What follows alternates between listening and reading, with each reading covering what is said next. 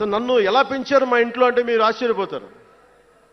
మొన్న నా friend Anand Sai TTD board సభ్యుడిగా నియమితులయ్యారు. అతను చెప్తా ఉన్నాడు నాకు ఈ మధ్యన, నన్ను ఎలా పెంచారంటే మా ఇంట్లో అతని ఆనంద్ సాయి మాటల్లో,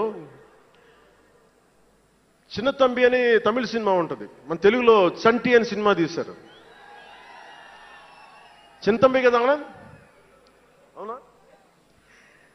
అందులో హీరోయిన్ ఎలా పెంచుతారు ఇంట్లో నుంచి బయటికి వెళ్లకుండా, చంటిలో హీరోయిన్ మీనాని ఎలా పెంచారు ఇంట్లో నుంచి బయటికి వెళ్లకుండా, మా ఇంట్లో నన్ను అలా పెంచారు. వీడి బయటికి వెళ్తే ఏమైపోతాడో, సున్నితమైన వ్యక్తి, వీడికి ఆస్తమా ఉంది, వీడికి ఇలాంటి పరిస్థితుల్లో నన్ను ఇంట్లో నుంచి కదలనివ్వకుండా, ఎక్కడికి వెళ్ళనివ్వకుండా, ఎక్కడికన్నా బయటికి వెళ్తే పంపించారు. ఒకరోజు చెన్నైలో నేను అన్నానగర్లో కంప్యూటర్ ప్రోగ్రామింగ్ కోర్స్ చేసేవాడిని ఒక సంవత్సరం పాటు. ఆ ప్రోగ్రామ్ ఫైనల్ చేసే పరిస్థితుల్లో టైం 10:30 అయింది, 10:30 రాత్రి. ఇంటికి వెళ్ళడం గంట లేట్ అయింది. అంటే మనం సాయంత్రం 6 గంటలకు వెళ్ళిపోవాలి. ఆ రోజు 10:30కి వెళ్తే చెప్పా పెట్టకుండా, అంటే మన కొంచెం లేట్ అయింది ఎగ్జామ్స్ వల్ల. ఇంటికి వెళ్ళేటప్పటికి ఎలా ఉంది అంటే, ఇంట్లో ఆడపిల్ల వెళ్ళిపోతే ఇల్లు ఎలా ఉంటుందో, 10:30కి నేను ఇంటికి వెళ్తే మా అన్నయ్య షూటింగ్ నుంచి క్యాన్సిల్ చేసుకుని వచ్చేస్తా ఉన్నారు. మా వదిన ఇంట్లో హాల్లో ఉంది, మా నాగబాబు వీధి బయట తిరుగుతూ ఉన్నాడు. మొత్తం అందరూ ఏమైపోయాడు, ఎక్కడికి ఏమైపోయాడని.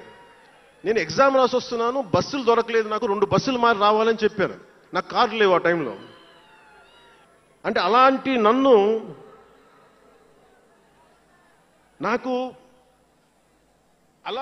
పెంచారు. నన్ను మా నాగబాబు గారు ఇక్కడే ఉన్నారు, అడగండి, ఆ రోజు గుర్తుంటుంది ఆయనకి. అలాంటి నన్ను పాలిటిక్స్ చేస్తానని కానీ, సినిమాల్లోకి వస్తానని కానీ ఎవరు ఊహించలే. ఎందుకంటే నేనే ఊహించలే. పోనీ 18 ఏళ్ల వయసులోనో 20 ఏళ్ల వయసులోనో 10:30కి లేటుగా వచ్చామంటే ఒక అర్థం ఉంటుంది.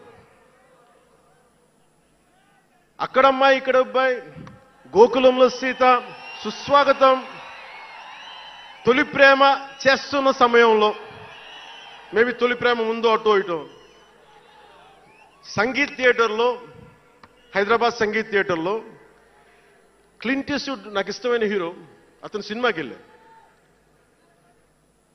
బ్రిడ్జెస్ ఆఫ్ మాడిసన్ కౌంటీ అని ఒక ఇంగ్లీష్ నవల్ ఆధారంగా తీశారు. అది నాకు ఇస్తుంది ఆ నవల్. సో ఎలా తీశారని చెప్పి నేను షూటింగ్ రిలీజ్ కూడా అయిపోయినట్టుంది తొలి ప్రేమ. నేను నా ఫ్రెండ్ ఆనంద్ సాయిని, హరీష్ పాయిని, ఇంకో 2-3తోటి సెకండ్ షోకి వెళ్ళాను. సెకండ్ షోకి వెళ్ళి ఇంటికి వస్తే కింద మా నాన్న, ఇంట్లో పైన రూమ్లో పడుకోవాల్సిన మా నాన్న కింద కుర్చీ వేసుకొని, ఓ నీల్ కమల్ చైర్ వేసుకొని నా కోసం వెయిట్ చేస్తా ఉన్నాడు. ఎక్కడికి రా వెళ్ళామని. షూటింగ్ అన్నాడు. షూటింగ్ అన్నాడు, సినిమాకి వెళ్ళానంటే ఆయన ఎట్లా తిట్టాడంటే నన్ను, నేను చాలా తప్పుడు పనులు చేసేస్తున్నట్టుగా, ఏదో బార్లో కూర్చొని తాగేసినట్టుగా. నేను అప్పటికి కొంచెం గుండె ధైర్యం తెచ్చుకొని చెప్పాను, అక్కడ మా నాన్నంటే భయం. చిన్నప్పుడు చాలా కొట్టేవాడు మా నాన్న మమ్మల్ని. ఆ భయం నన్ను కొట్టింది తక్కువ కానీ మా అన్నయ్యని కొట్టింది ఎక్కువ. సో ఎముడికి మొగుల్లో ప్రసాద్ బాబు ఉంటాడు.